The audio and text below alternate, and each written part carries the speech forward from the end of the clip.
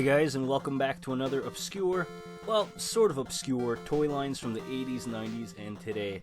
And for episode 34, guys, we had to go back to the 60s and 70s to find some toys because, you know, as we progress, it's getting harder and harder to find more toys.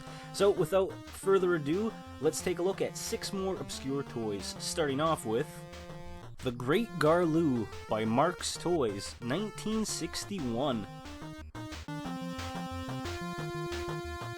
Coming out in the early 60s by Marx, the Great GARLOO was one of those have-to-have Christmas presents. He stood almost 2 feet tall, and he was controlled by a battery-operated remote control. The Great GARLOO sold so well that eventually his successor, dubbed the Son of GARLOO, was released the subsequent Christmas. The big selling point, other than being 2 feet tall and battery operated, was the tethered remote control, where you had a steering wheel that you could drive him like an RC car. He could go forwards and backwards, and he could also pick things up with his 2 gigantic arms.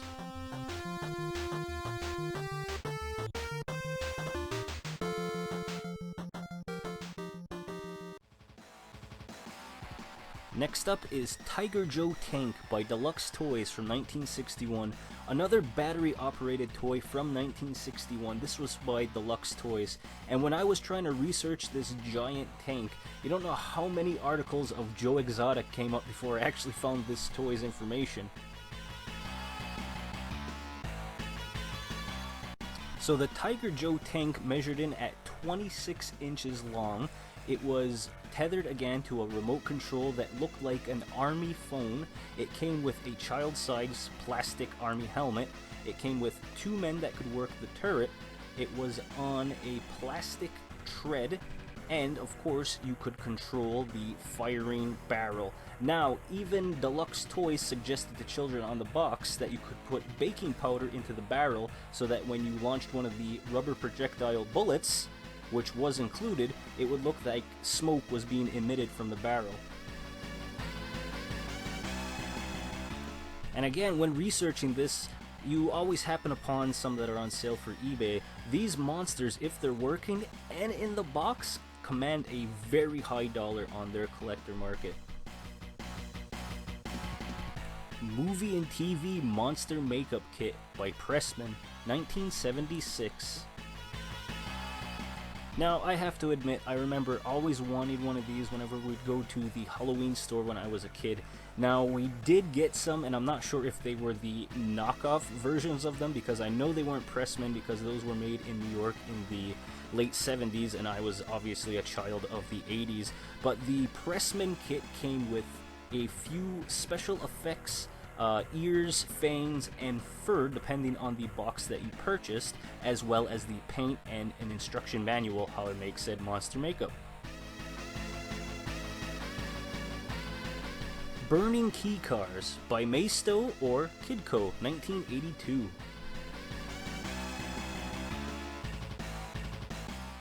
Now, key cars were super cool. They were eventually even bought by Matchbox. You needed a key to get them to work. You inserted the key in the back of the car, which compressed a tight spring, and then you would squeeze the key to release the car. And they were really fast.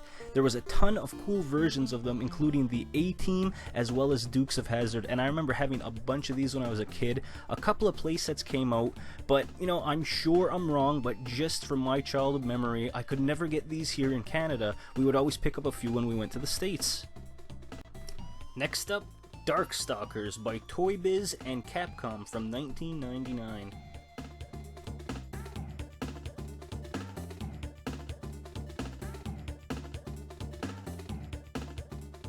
Now, this one, I've seen the toys at a few toy conventions and video game conventions, but I couldn't find a commercial, so this is courtesy of Edy Toys, and his video and channel will be linked in the descriptions.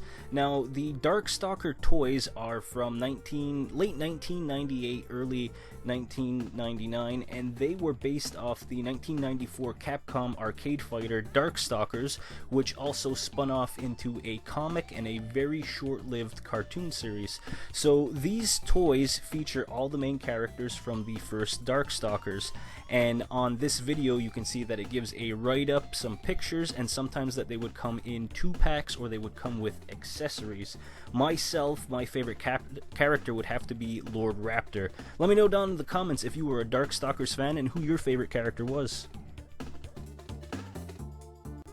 Remember these toys from the almost 2000s where it was half toy in that you could still play with it. There was a little bit of articulation in the arms and the waist, but it was meant more to be a statue. Either you left it in the packaging or you opened it and it sat on your shelf. It was, you know, a weird time between childhood and adulthood when you were collecting your figures, and these guys fall into that category.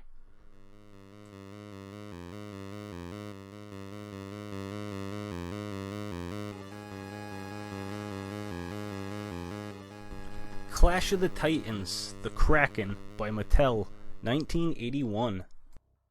So the Clash of the Titans by Mattel was already an obscure toy line, but the Kraken toy that came with it was probably the most valuable, hard to find, and obscure of all of them.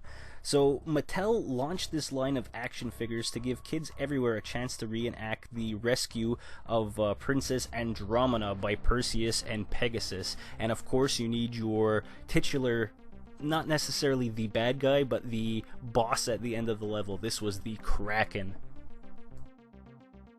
So the Kraken toy stands 15 inches tall. He's got 4 movable arms. He has 2 front flippers that would hold him upright, which usually if you do find one of these, it's missing one or both flippers, as well as the detachable tail, which would also be a mount to help hold him up. Now most of the pictures that I do find comes with box, but if you're lucky enough to find this easily goes into the triple digits to find him. So again, it was marketed as more of a play set, but I would definitely consider him a toy. And of course, this is another one of those toys that were really hard to find information or find a commercial on. So of course, I had to borrow from Mr. Webb, credit to him, and of course it'll be down in the description if you want to check out his channel. And that's gonna do it, guys, for another episode of Obscure, well, sort of obscure toy lines from the 60s, 70s, 80s, 90s, and today. Thanks a lot for watching, guys. I really appreciate it. Down in the comments, tell me who your favorite Darkstalker character is, if you were a fan of that game and toy line series, as well as drop another obscure toy line toy that we should talk about in an upcoming video. Again, thanks a lot for watching, guys. I'm out of here. Take care.